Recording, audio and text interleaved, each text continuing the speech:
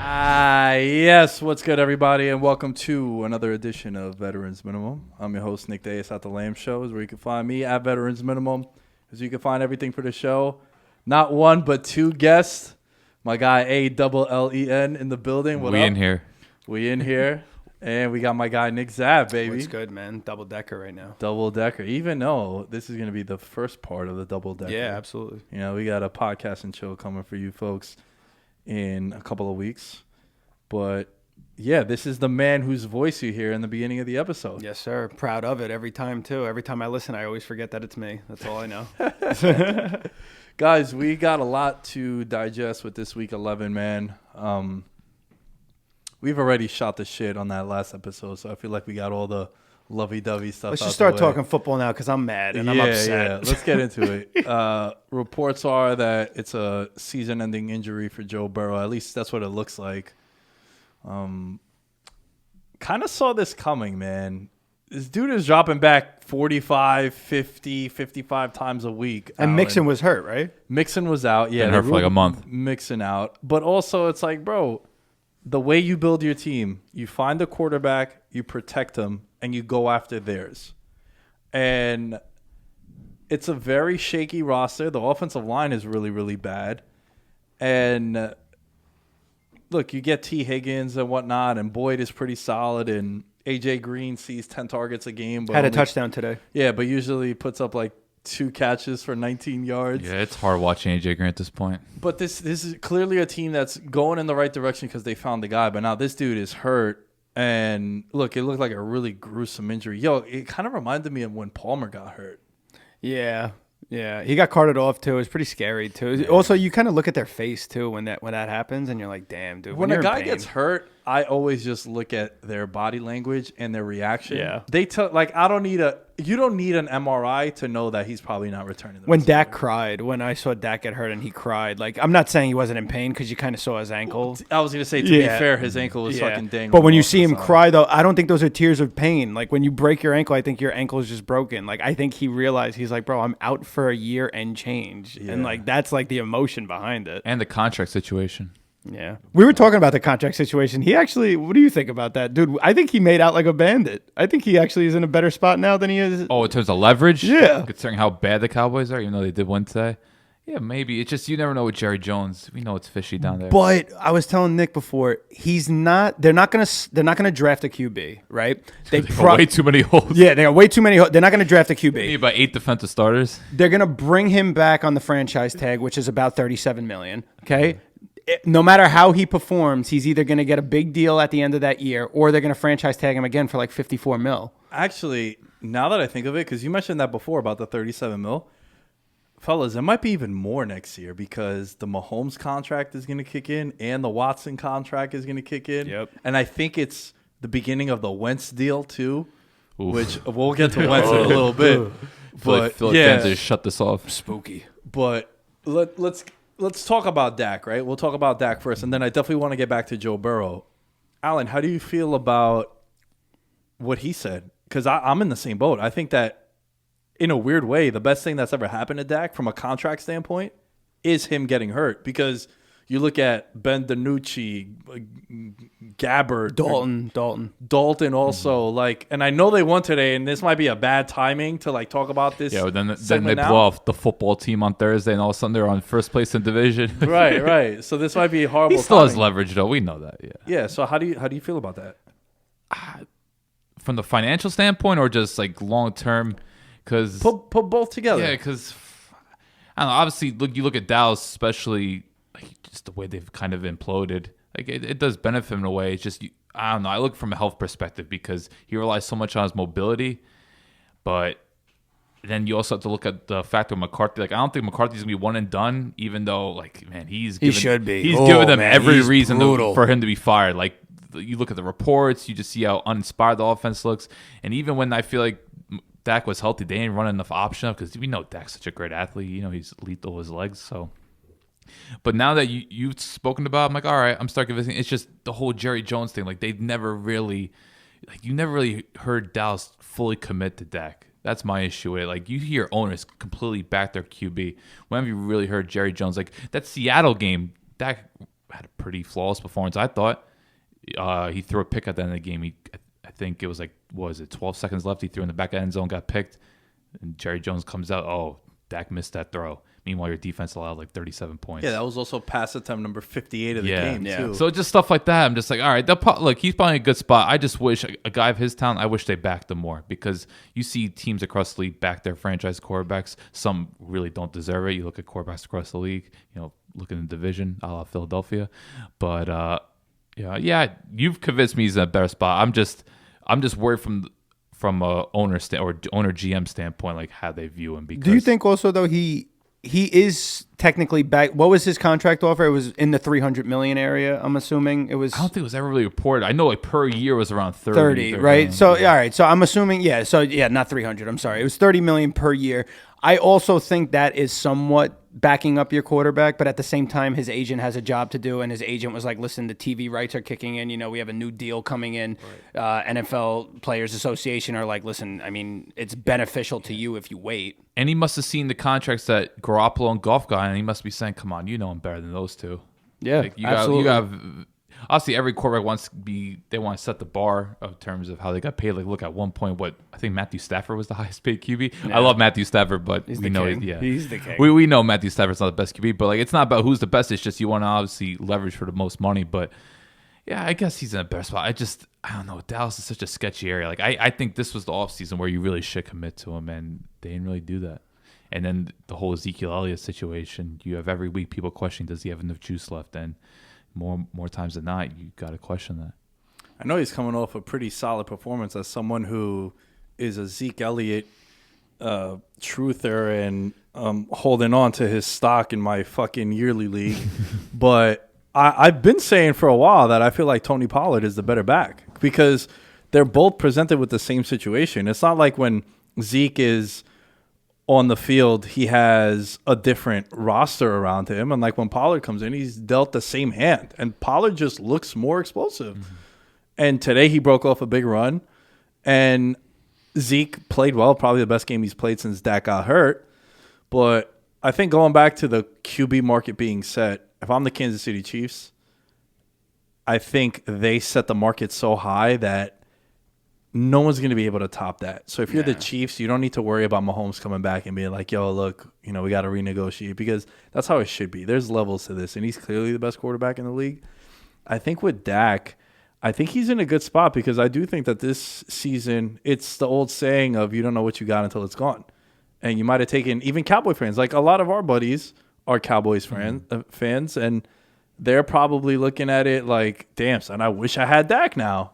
Where in the beginning, there was so much uncertainty between, do we give him 30 mil? Do we give him 40? Like, what is it? But now also you got to think about it in this way.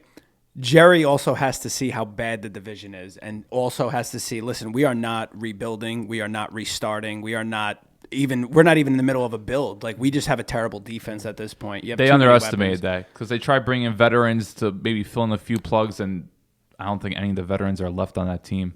You think they actually do miss? I'm a pretty big fan of him just by watching him throughout the division. Byron Jones, like, I think they're clearly missing him somewhat. What cornerback could cover? Like, I know Diggs was a good prospect coming up, but Diggs has looked like a big disappointment, and Anthony Brown's a liability. Just they really don't have corners to begin with, and then I'm not even saying Jones was that dynamic or that good. But you see what he's been doing in Miami. He's been dogging it. The thing is, he's versatile too. He can cover slot receivers, he can cover outside, he can even play safety. Like, he's a real physical freak, and like they just couldn't pay him. And Lawrence hasn't been quite the difference maker they thought he was going to be. Like, Lawrence, I still think is really good, but he just hasn't justified his contract. But you look at the signs: McCoy, Poe, Clinton Dix. Like, Clinton Dix didn't even make the roster. Like, yeah.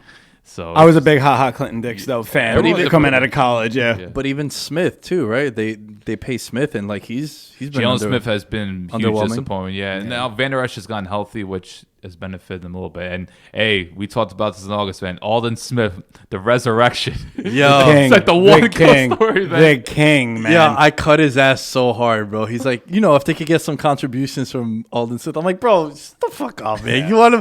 You want to get contributions from a guy who hasn't played in 5 years? He's the man. And he's probably their best defensive player this year, consistently. Yeah. Let's go back to Joe Burrow, because in natural VM fashion, we got very, very sidetracked, but he gets hurt.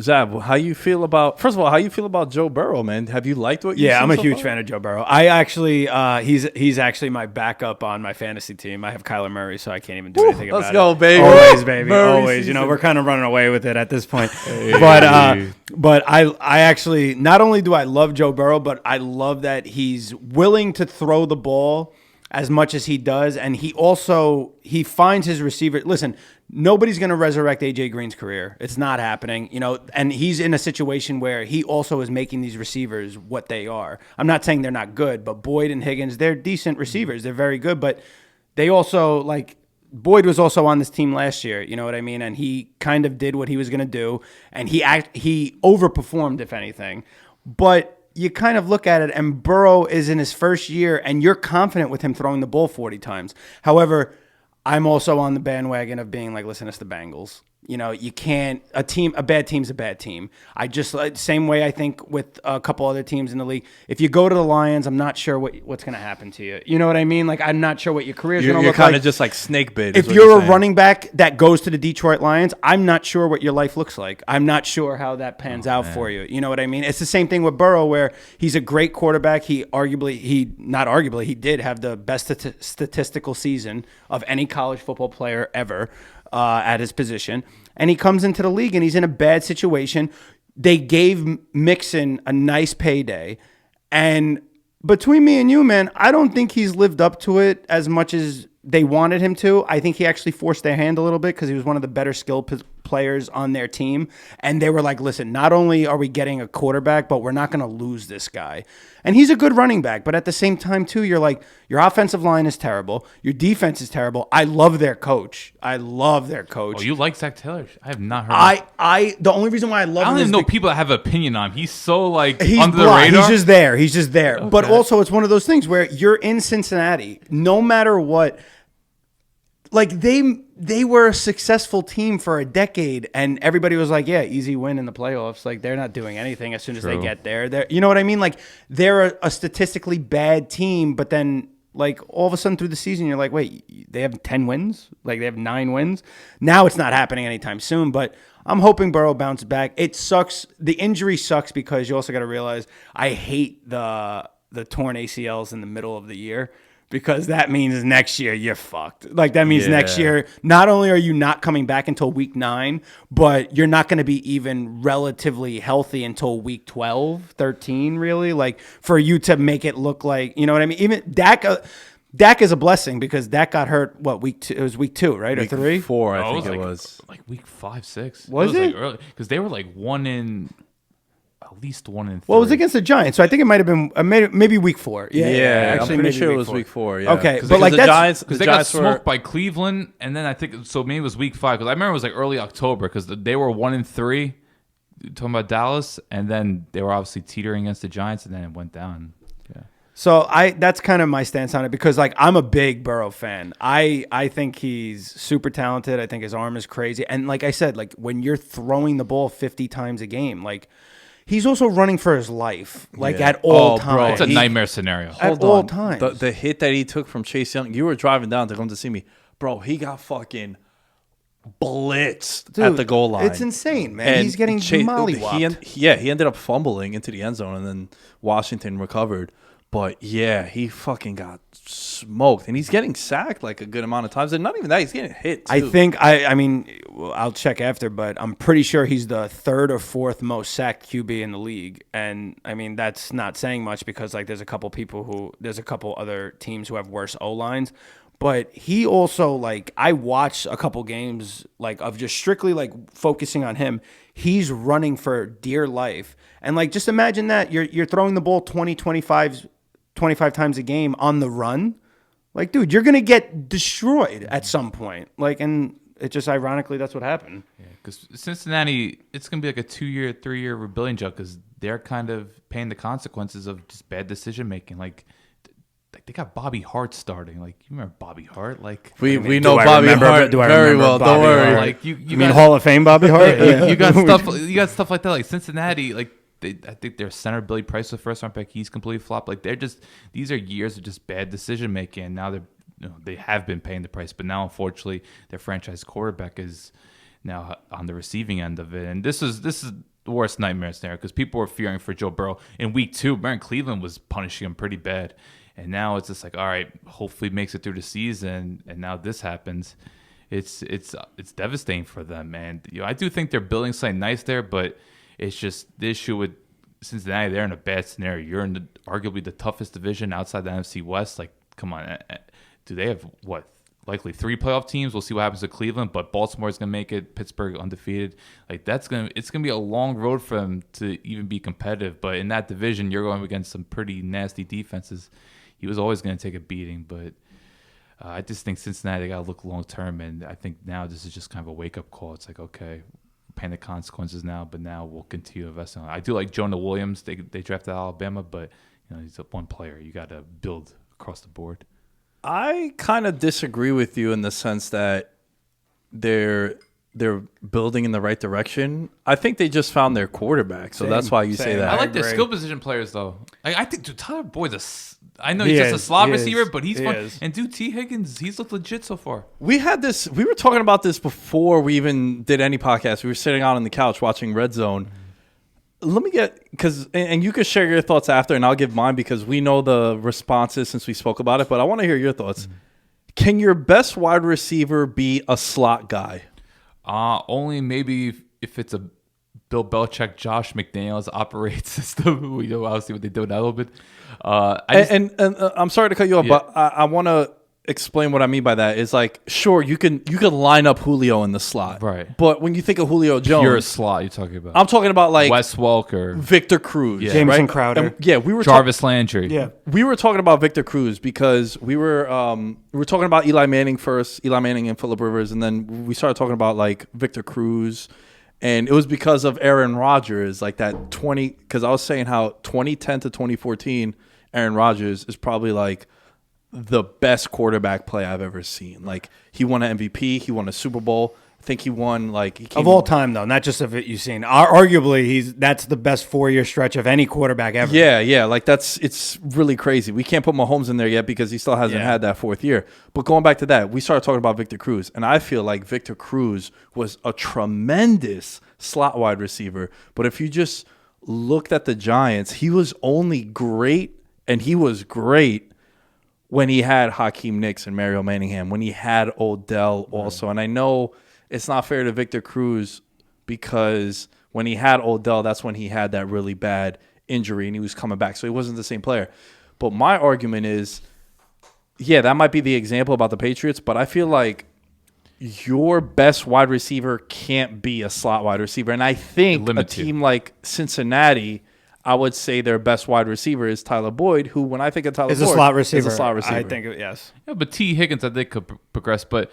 Still a rookie, though. He got like 8 games. But I just think Cincinnati, you got to give them time. Like I said, they've made so many bad decisions over the past few years. So to me, it's just like give them 2-3 years. But no, I do think if your best receiver is a slot, then it's going to limit you. Like look at Miami with Jarvis Landry. Jarvis Landry put up these nice numbers, but Miami wasn't really stretching teams. They weren't really competing at the highest levels. Like, all right, they made the playoffs 1 year. And I know people are going to say, oh, Adam Gase was the coach. Totally understandable. They were waiting for Devontae Parker to come back from full health. Those 5 years of training camp updates, Devontae Parker. Listen, the only one besides Devontae Parker, thank God he bounced back. The only one besides him was Kevin White, where you're sitting there, you're like, listen, he's going to come along one of these days.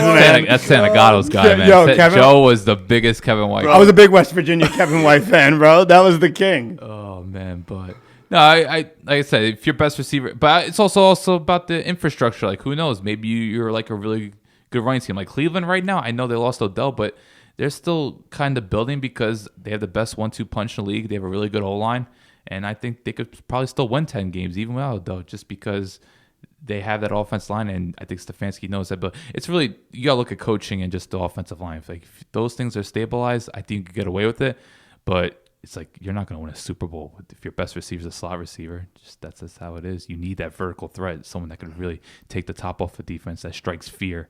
There aren't really many slot receivers that strike fear into a defense. You might have to game plan for them, but it's not like you're going to like really like overemphasize it. You're not going to like structure your coverages behind it. So the way you brought up the Patriots, we were talking about it earlier.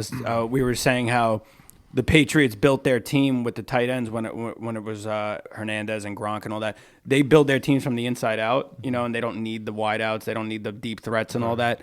That works for them because that's how they build their team. Most teams don't do that. And not only do they not do that, but like they can't successful do it. Right. You can't really copy the Patriots.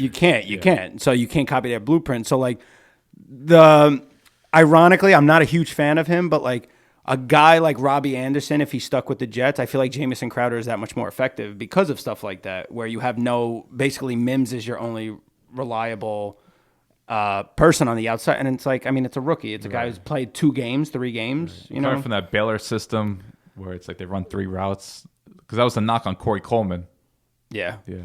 I remember when Corey Coleman was what's it called? It was Odell was drafted that year. There was 3 other wide receivers, I think, in that draft. It was Cooks, Evans, Odell, Watkins. There you go. I'll never Adams forget. was in that class too. Second round. Yeah. But I will never forget when Watkins got drafted. I'll never forget, man. I was like, dude, this guy's going to be a dog. I was like, this guy's going to be an absolute animal. But then you're like, well, the Clemson guys are usually... Can't forget about Kelvin Benjamin. What do you mean? You can forget about What do you mean you can't? I mean, you can't really. Listen, Kelvin Benjamin did the ultimate fat guy move. He's like, listen, I'm going to be a tight end in about 2 years because I'm going to gain a cool 50 and just move over to the side. And they were like, buddy, you can't even fit your shirt on your belly. And he was like, yeah, I'm out. All right. Yo, I think what you said about Robbie Anderson is so true, bro, because I do think guys like Jamison Crowder would be way more of a, like, just a savage out there and be way more productive if you had a guy like that. Because I also think just from a scheme standpoint, like, you're a slot guy. What percentage of routes would you say are like over the middle of the field? All of them? 90, Yeah, like let's just say 3 out of every 4 routes are going over the middle of the field. Where if like you have a primary receiver on the outside, then maybe you move safeties over to the outside and it opens up shit over the middle. You have matchups against linebackers and shit. Bro, I'll never forget. I had Keenan Allen in my fantasy league and I was down like 23 points and they were playing the Steelers on Sunday Night Football. Oh, this is classic. And it was like Vince Williams or some shit. Isn't that his name, the linebacker? Yeah. This one, like Mike Tom would never make adjustments. He's just like, bro, all right, 2018, the Steelers are playing the Sunday Chargers, night. Yeah. Sunday Night Football. Yo, Keenan Allen caught like 18 passes. Yeah. Call 14 today, or maybe more. Bro, like, just was like, Phillip Rivers was like, oh, there's a linebacker on him.